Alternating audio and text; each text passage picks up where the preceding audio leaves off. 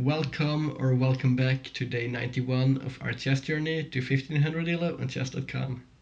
Now for yesterday's video I realized I made a slight mistake. I forgot to turn off my background lamp and the lighting was horrendously bad like this. Hopefully it didn't look too bad. And well, let's just jump on ahead into today's game.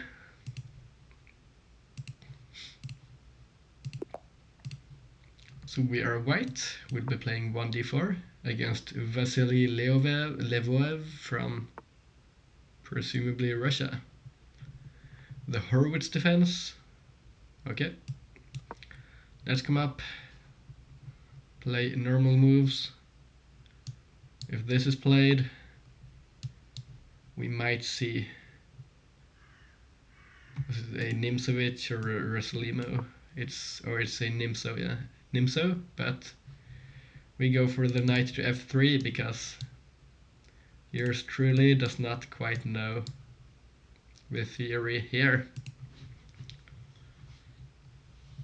Although it might have been fun trying to try it out, rather trying to play with that kind of a structure, as it would be an interesting imbalance. Anyways, our opponent is thinking here. What will they do?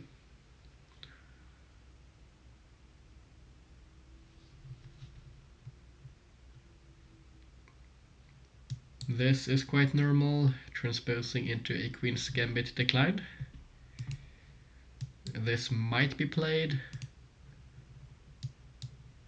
Maybe c5 is a move here. I think c5 might be a decent move actually.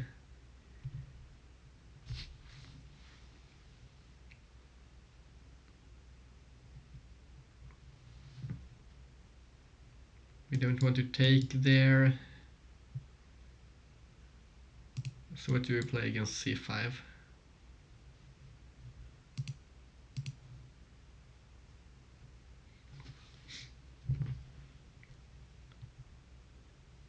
Do we just develop?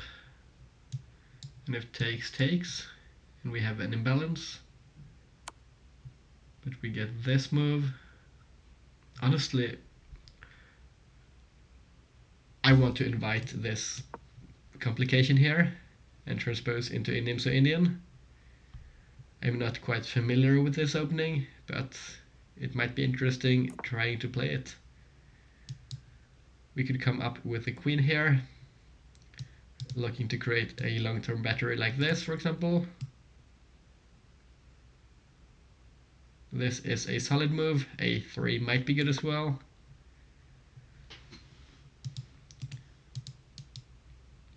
Well, I could have just played a3 to be honest, because it would have forced this imbalance. But now at least I guess we come up here and we get space on the queen side. Our king, or rather our opponent's king, is already castled here.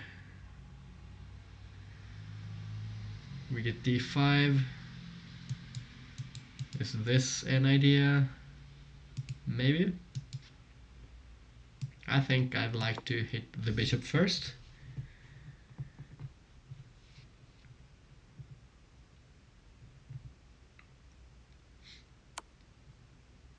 It's taken, the knight that is.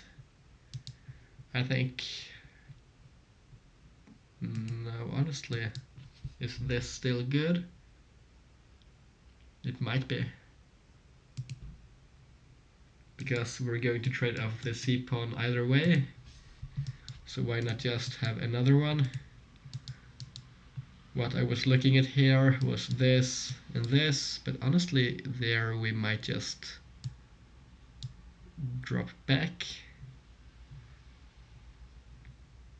and then keep on developing normally. I'm not quite familiar with the Nimzo theory, but let's take with the queen, and we have a Noah variation apparently. Nimso Indian defense, classical, no variation.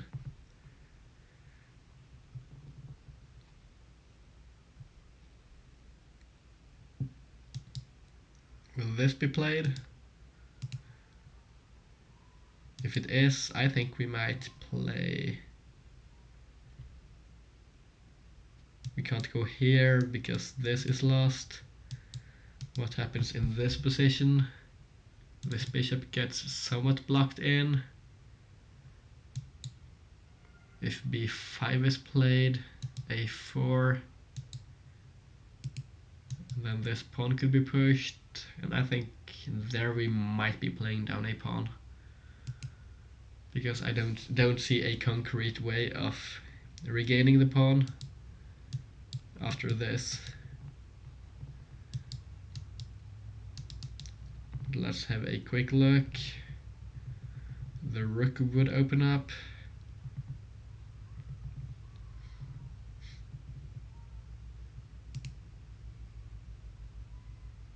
Here.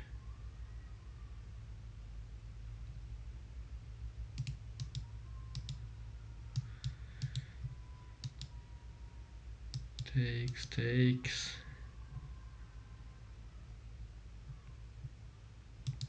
This might be a move there, playing it somewhat Queen's Gambit accepted style-ish.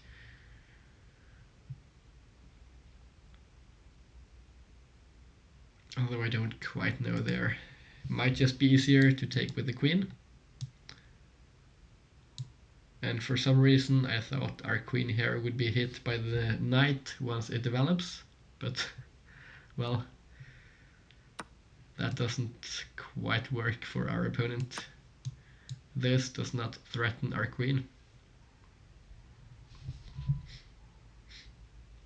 We hit this pawn now though, maybe this, and we could apply further pressure. It looks okay to me. And then maybe close it off with this. We have this quite typical kind of idea here as well.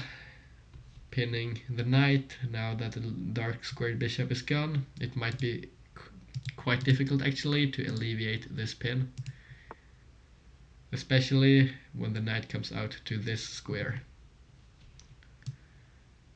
Let's look at this. Looks to win a pawn for us.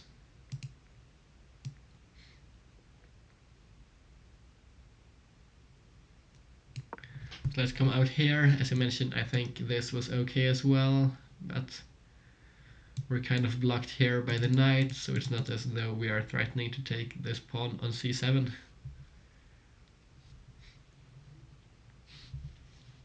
This, and if this is ever played weakening their structure, we just come on around onto this great diagonal. This is always an idea.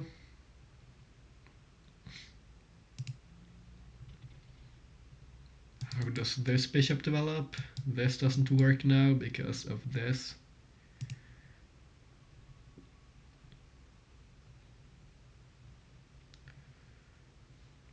We should get castled though. We're still 3 moves away from doing so.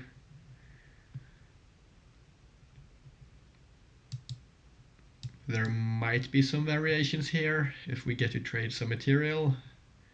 Where king to e2 might be a move instead of castling, but I'm not quite convinced. This is a great move by our opponent.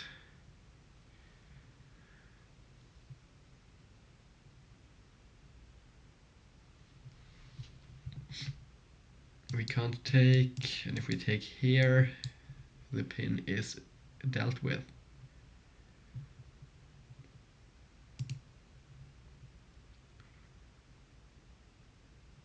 This is an incredible tactical resource, but as a result here, we are up 4 minutes.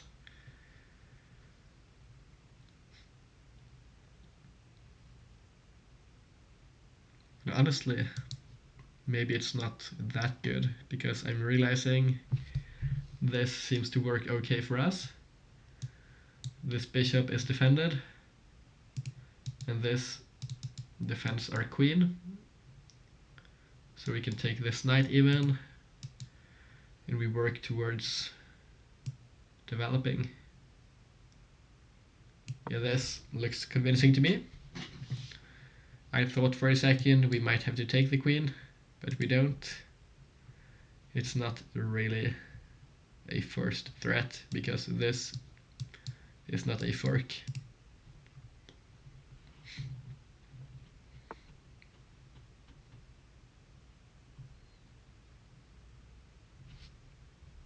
Okay, so let's have a look here then.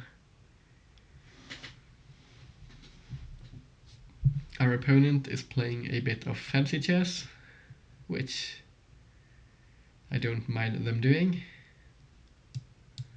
But we might have some counterplay because they are doing it. We have some pressure down here. Could come here and pressure this.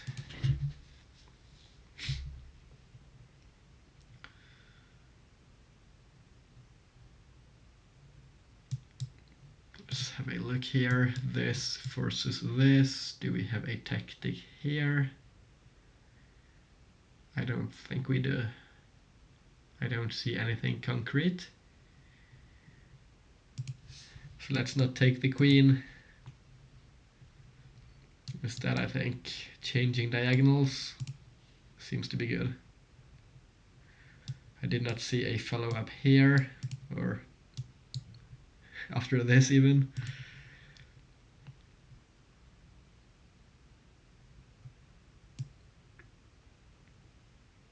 So we'll come out here instead. If this is played, I don't think we mind. We have a strong center, we have the bishop here, and we have the game.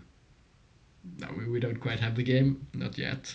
But maybe in 30 moves, we might be looking at a different game here. It's currently 10 in the evening here for me. In a couple of hours, I'm off to a kind of train station heading out of town because there is somewhat of an initiation rite to my studies this evening, which I think is going to be fun. But it seems quite particular. They've kind of made it into a funny thing where there seems to be water involved, and we got questions about experience with electric shocks, and there was a whole lot of stuff, and it's probably going to be quite something. But I don't really mind. It's probably going to be fun. We might force a hanging pawns structure here with this, followed by... Oh no, it's not even a hanging pawn structure. We can just force two isolated pawns in the center of the board. Well, surely this should be ideal, right? I don't quite mind giving up the bishop here for this kind of a position.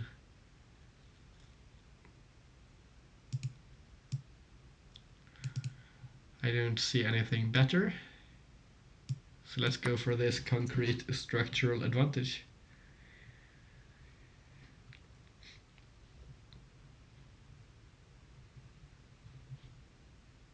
Those pawns here will have no mobility.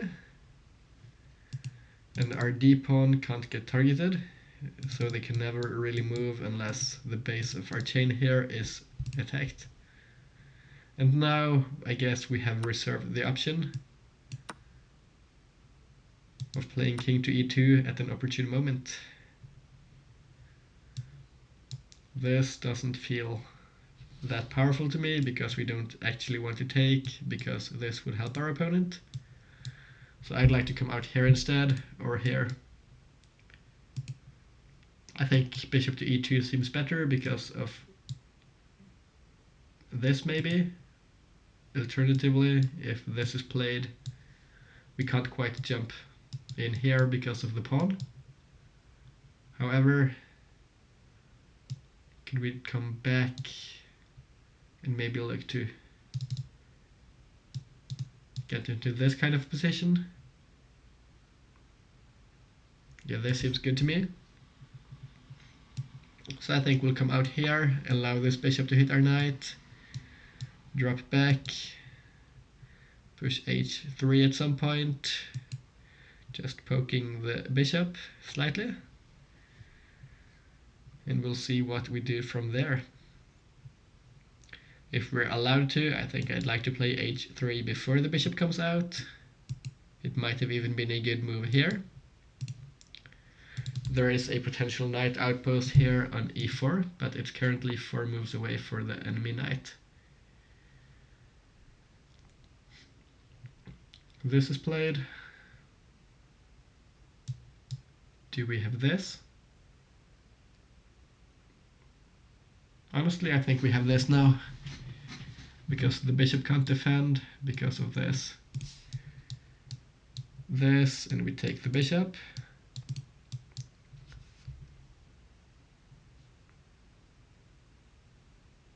If this is played, well, this is not ideal actually.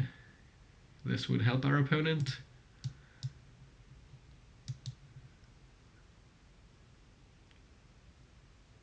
So let's not go for it.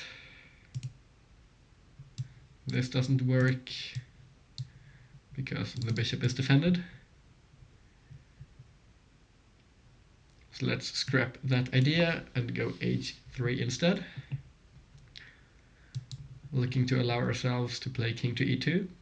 We could play on the c file here, looks like a decent position. The bishop has positioned itself in an active, or rather inactive position, I meant to say.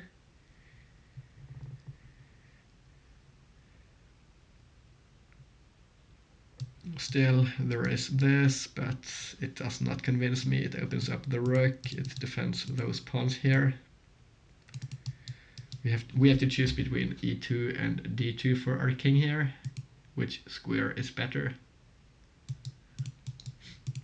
Honestly, I think I prefer king here. Because first of all, it's a long way for the enemy knight to hit our queen or our king, or is it? There is this maneuver, which looks annoying, so maybe we'll go here. I was going to say king to d2 because it supports our rook doubling. Let's just have a quick look at this maneuver and see whether it's actually a threat or not. This is the intended response there.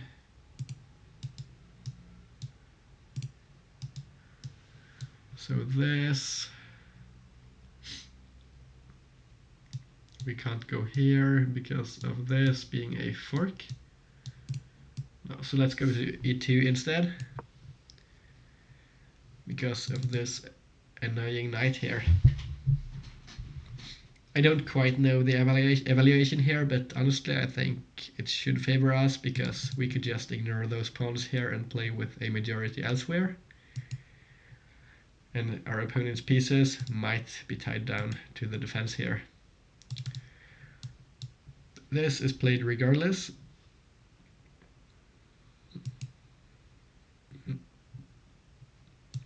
I guess this might be the intended move. Getting an outpost.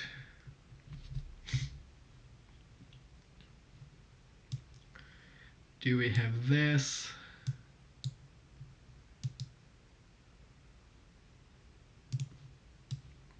This. What happens here? Well, then I guess we just come up like this. Takes, but that's not ideal. Honestly, this is a bit more annoying than I thought it was going to be. We might force something here. But then this, and we can't play b3 to dislodge the knight. And the C file seems to be closed. Maybe here there might be an argument for playing bishop to b1 and coming onto this diagonal. But I don't quite see it because it still threatens this in its current position. Maybe this? I think this looks good. If this we take now, and if this, we can start piling on pressure against the knight. And this brings us closer to hitting this pawn with our knight. Something like this. We can't get here easily now though.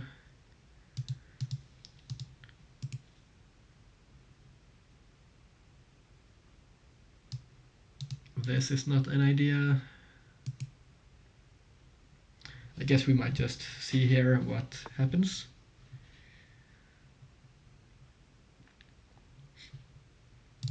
This pawn is threatened.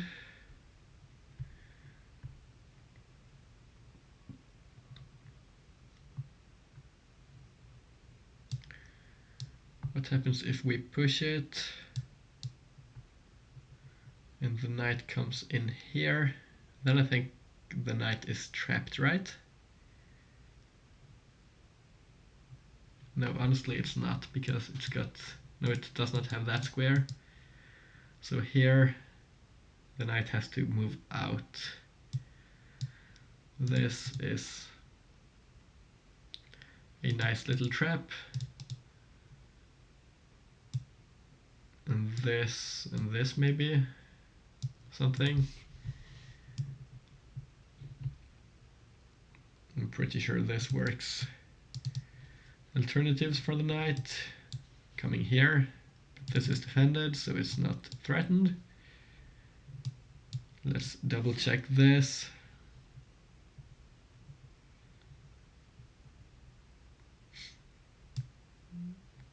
We move the bishop here, I guess. Looks like the best square.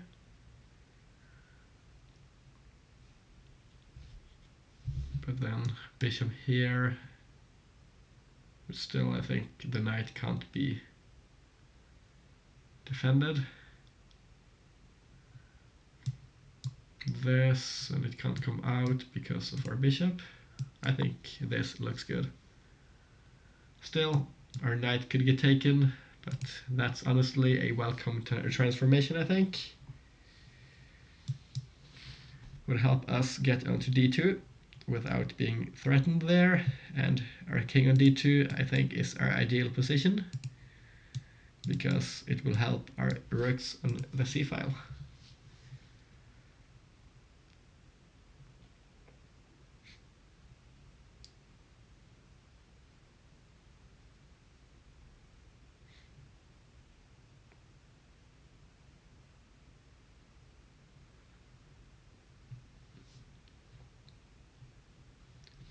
So what does our opponent play here?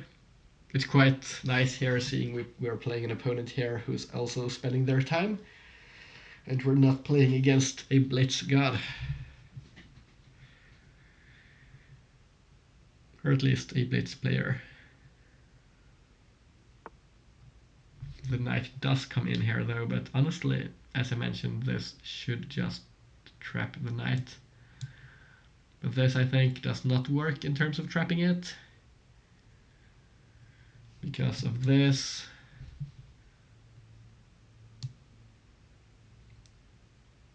And yeah, that's not ideal. So we have to find a good square for the bishop. This doesn't work. This doesn't work, so we might be forced to play this. But still, how is the knight rescued here? This is probably imminent here in this kind of a position. Let's have a look here.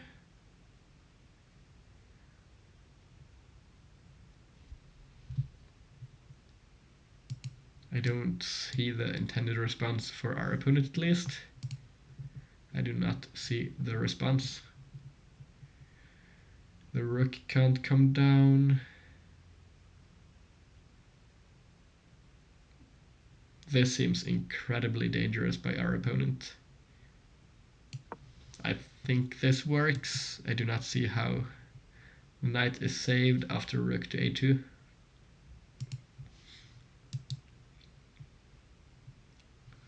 The bishop can't join in. This doesn't work. Rather, this doesn't work. And this pawn blocks the bishop out of the action.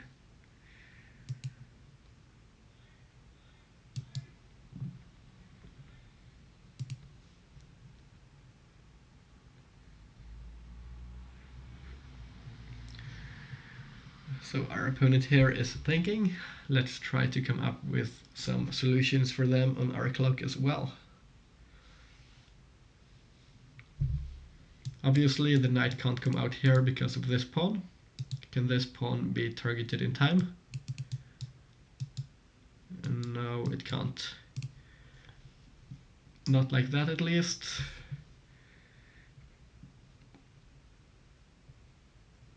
How about the bishop, as I mentioned, can't quite get involved. Those pawns here are immobilized. So honestly, it's on this rook to save the knight. It can't come here because it gets lost. c2, and we take with the bishop. Here, does this work? I don't think it does. We come here and we have this.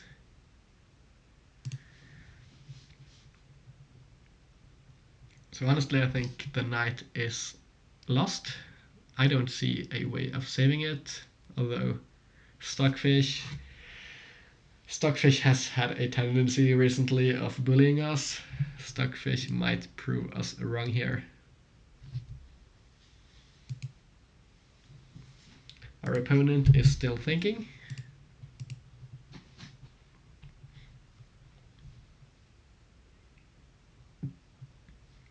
How do they extract the knight? It's funny to think here our most important piece is probably this b3 pawn, taking away the escape squares.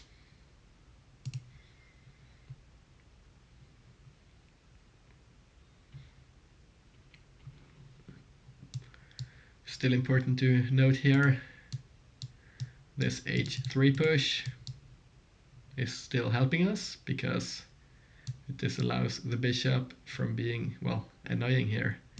Because otherwise the bishop might have been able to come here, and well, we might have been able to play f3 here, for example, but it's not quite ideal.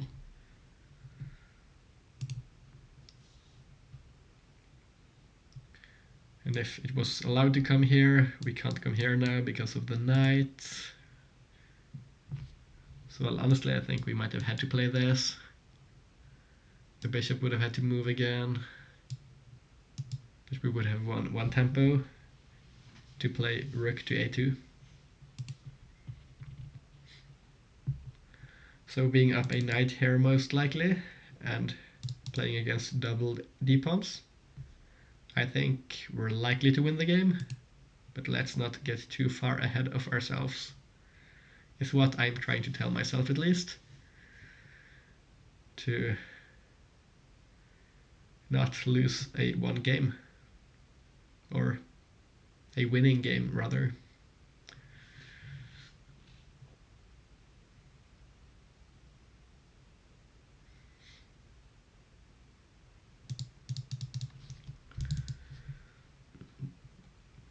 Is there some tactic here?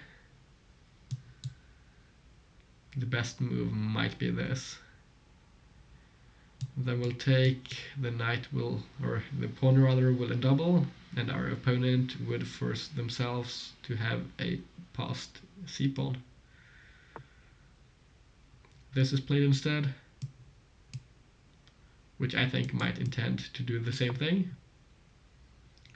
Coming here,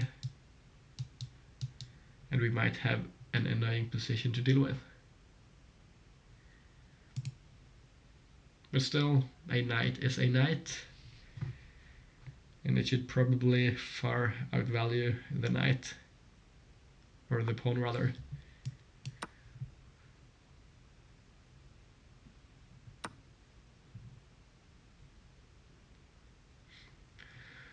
So now it's honestly important we still play accurately because of this threat.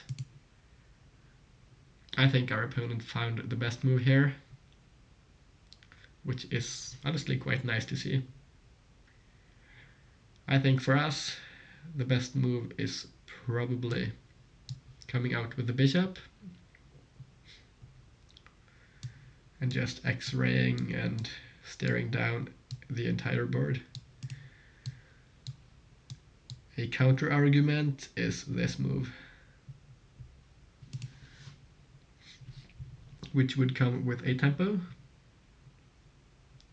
which does not quite intrigue me.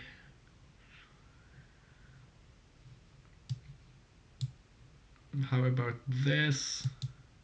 Then this is a move. We can't come here because the bishop blocks our knight, so we can't drop back and hit the pawn.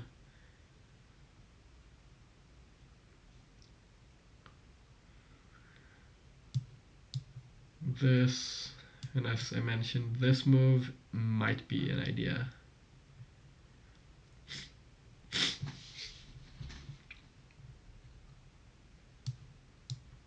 How about this?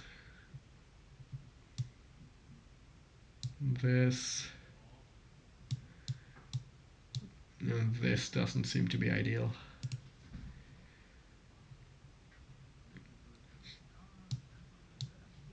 This. I don't quite want to leave this diagonal because the pawn might push. Although I don't think the pawn is actually much of a threat. Here it can't push. If it does, we win it. So let's come out with the bishop. This might be a move here. Honestly, I forgot about this move. But still, we would be exerting some pressure against the pawn chain. Here, did we just give our opponent a free move here? Well, maybe. A4 might have been good, but I was expecting this to be played in response, and well, this might have been good. But then our opponent has two passed pawns connected. This surprises me. Do we not just win this pawn now? Can't be pushed because of this, and now our bishop could come back to d3 if it's targeted. Now we just go and get all our pieces here and hit the pawn, I think. Oh, I see the threat. No, no, no. I didn't see this. I did not see this at all. That's actually really bad. That's incredibly bad.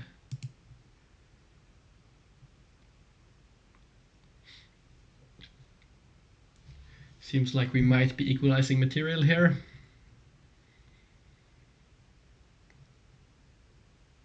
Ooh. This is rough. Missed this idea. And honestly, I don't think we can deal with both of the threats. So let's come here, and this is probably going to be the position.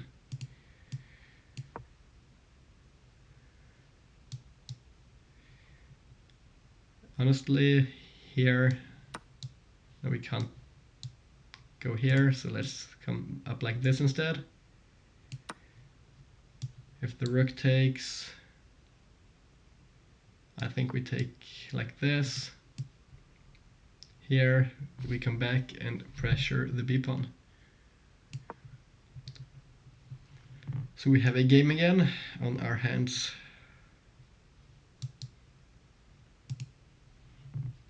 Still, I think we are slightly better off because of this isolated pawn, as long as our opponent does not get to utilize the pawn advantage on the queen side. We'll come here. Once we get hit with the rook, or by the rook, we'll come up here and threaten the pawns. Now this pawn is hanging. The rook can't infiltrate because we control the squares. a6. I think we play a4. Takes, takes.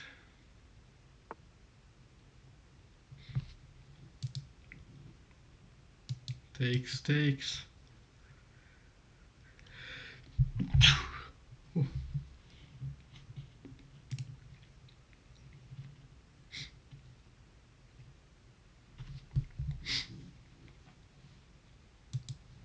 Honestly, I think king to b4 here seems to be better.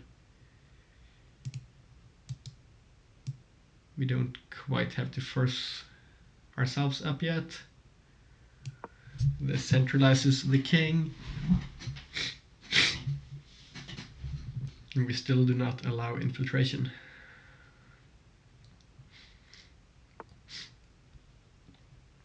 Okay, this is played.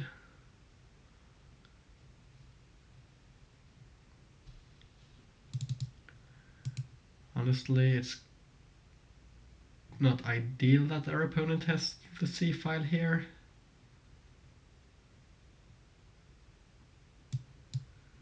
This, and there is this idea.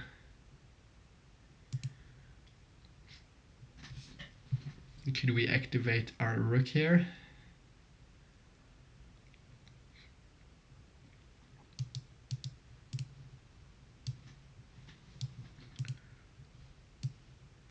Rook to a1, I think, seems to be okay. Maybe preparing to push to a4. This bishop controls those squares. The king controls c3. a4 is how we're going to get this done, I think.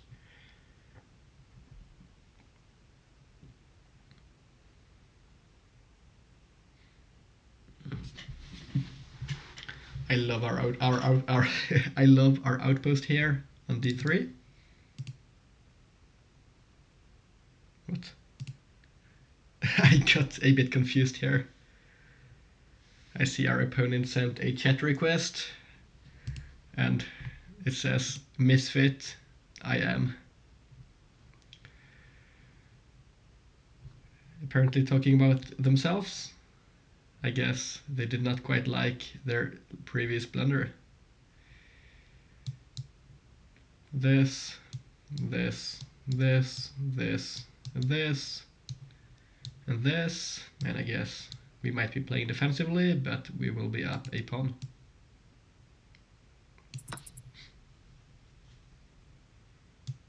Or well, if this is played, we have this. Yeah, this looks good. We pin the bishop.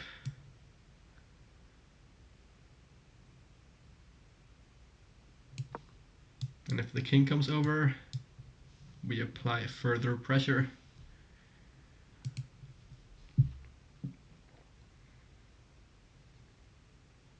I think this was an important in-between move to come out on top of this trade. Well, I think we would have come out on top either way, but this seems better than the alternative.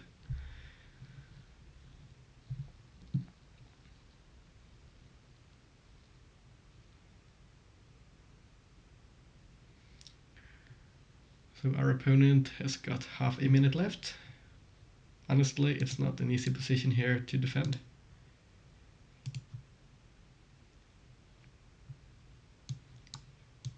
A lot of stuff here seems to be falling quite quickly.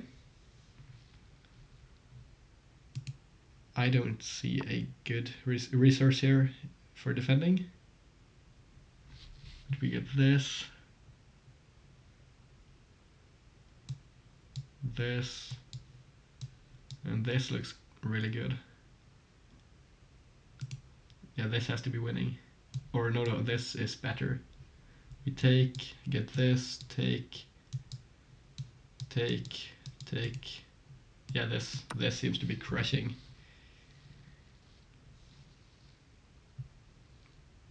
Just reversing the move order and getting a better position. This endgame seems great.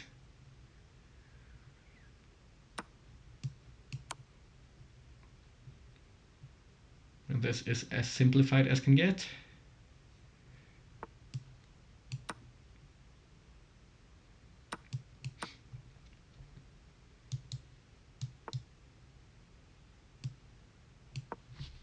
We're up 2 pawns. This is an internal weakness.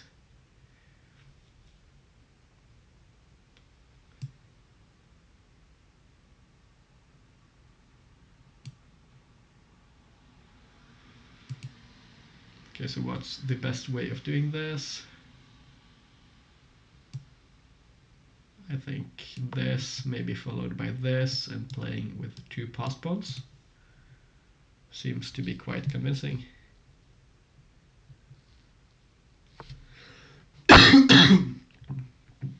Sorry about that. Our opponent resigns, and we get a win today. Thanks, oh, not in caps lock, thanks for the game. Well played to our opponent. Now I'll just quickly log on to my other account here to get a game review going.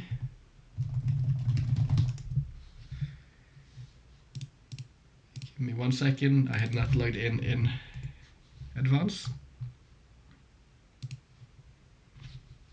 Now this should be working, so we can press game review and have a look. Oh, apparently it's not loaded on the other, or in the other browser. Just give it a second, I'm sorry guys.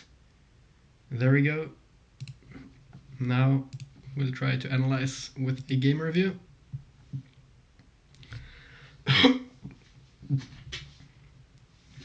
Okay, so today we played with 92.3 and our opponent played with 85.3. We had 1 blunder, but apart from the blunder, it seems like we had a pretty decent game on our hands. Our opponent played with 85.3, so they also had quite the great game. So this was all good. All book moves. This was the first inaccuracy. Now the C pawn can't be pushed. The B pawn can't be pushed. So that's not quite ideal. This was slightly better, although this was not bad either. The computer here seems to prefer taking. For practical reasons, I thought E3 was better. The knight jumped in. We went back, still taking here, seems to have been quite okay. This was bad because now we got this. But here, apparently this is even better. This is, I think, more of a more practical in terms of just getting a decent structure. Now this was the main blunder, and from this point on, I was going to say, oh, wow, this, I didn't consider this might be a possibility. But honestly, what happens? Yeah, this actually works. Wow. D5. Countering the threat. This doesn't work.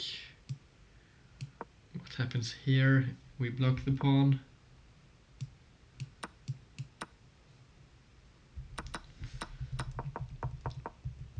Honestly, should have probably spotted d5.